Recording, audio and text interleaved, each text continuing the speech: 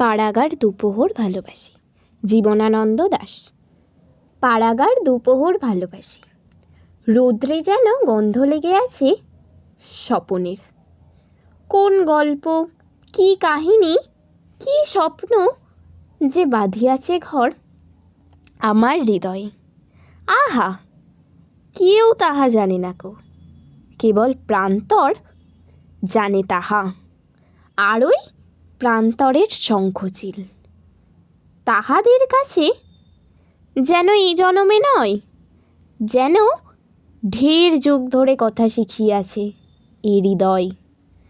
স্বপ্নে যে বেদনা আছে, শুষ্ক পাতা, শালিকের স্বর, ভাঙা মঠ, নকশা পেরে শাড়িখানা মেয়েটির রৌদ্রের ভেতর। হলুদ পাতার মতো সরে যায় জলসিঁড়িটির পাশে ঘাসে। শাখাগুলো নুয়ে আছে বহুদিন ছন্দহীন বুনো চাল তার। জলে তার মুখখানা দেখা যায়, ডিঙিও ভাসিছে কার জলে। মালিক কোথাও নাই, কোনো দিন এই দিকে আসিবে না আর। ঝাঁঝরা ফোপড়া, আহা, ডিঙিটারে বেঁধে রেখে গিয়েছে এই জলে।